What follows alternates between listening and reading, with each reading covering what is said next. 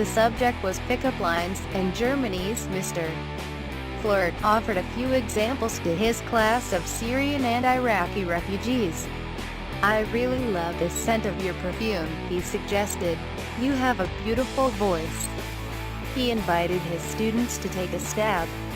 Assam Katabalban, 20, raised his hand. "God created you only for me," he said, then tried another, "I love you. Can I sleep over at your place?"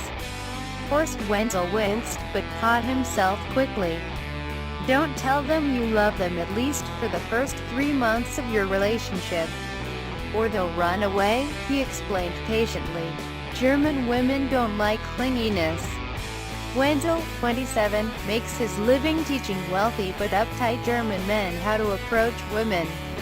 But this year, he decided to also volunteer his skills to help Germany as it struggles to integrate more than 1 million refugees who have arrived over the past 2 years. Most of them from war-torn Muslim countries with vastly different relations between the sexes. "Finding a relationship is the best way to integrate, and that's why I'm giving these classes," Wenzel said. Last week, in downtown Dortmund, he offered his third installment of How to Fall in Love in Germany. Taking 11 young men through the paces, the students conceded they had a lot to learn. Omar Muhammad, a shy, 24-year-old goldsmith from Syria with spiky black hair and almond-shaped eyes, said he is attracted to German women with their Nordic looks and punctuated accents. But they remain a mystery to him, and he has no idea how to approach them. "It's hard to meet a girl when you don't speak the language well and can't really talk to them," he said. "There are a lot of differences. Not only the culture and religion, we just don't have this total freedom at home. Still," he said, "I'd love to marry a German woman and live with her. She could help me with the language. And she knows the place and the laws much better than I do." Some German women were receptive to the idea.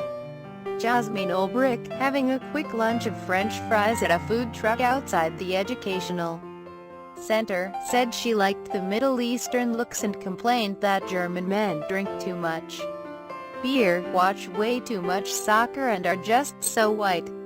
But across Germany, hostility to asylum seekers has been on the rise since groups of foreigners, mostly young men from northern Africa, robbed and groped dozens of women on New Year's Eve.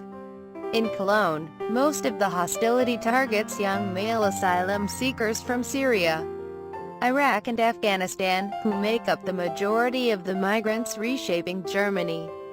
Last year alone, 890,000 people applied for asylum, with hundreds of thousands more applying this year. Violent crimes against migrants and arson attacks on asylum shelters and mosques have increased in frequency, and refugees say they have experienced discrimination and abuse since the Cologne attacks. The anti-foreigner sentiment is reshaping German politics as well, with the populist Alternative for Germany party surging as it campaigns against Chancellor Angela Merkel's decision to welcome the migrants. The flirting class, participants said, offered a way to get beyond the adversity. "We are really benefiting from the class," Katabalban said. "The teacher is telling us how German women think, how to talk to them, and understand their traditions." Wenzel usually charges €1,400, $1,500 for a private one-day class, or €4,000 for a group. The tall blonde is an authority in Germany when it comes to the art of seduction, giving flirting advice on TV and radio. He says 500,000 Germans follow his Flirt University blog on how to find Mr. or Mrs. Right. For the migrants, Wenzel is volunteering his time in occasional classes across the country. "A lot of the guys are absolute beginners when it comes to flirting, dating and sex," he said. The class got off to a rocky start. The migrants, unsure what to expect, sat with their coats on and their arms crossed, eyeing their cheerful coach suspiciously. Wenzel chatted about pickup lines, paying compliments and original ideas for first dates. Impress and entertain the girls, Wenzel advised. Invite them to the theater, rock climbing, a concert, or take them on a trip to London or Amsterdam.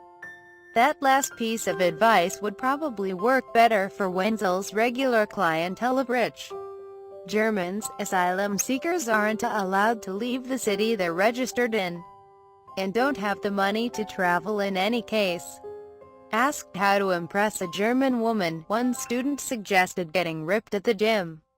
Wenzel countered that most women don't go for the bodybuilder type. Another suggested picking up a date in a Ferrari. Wenzel said that would attract women interested only in money.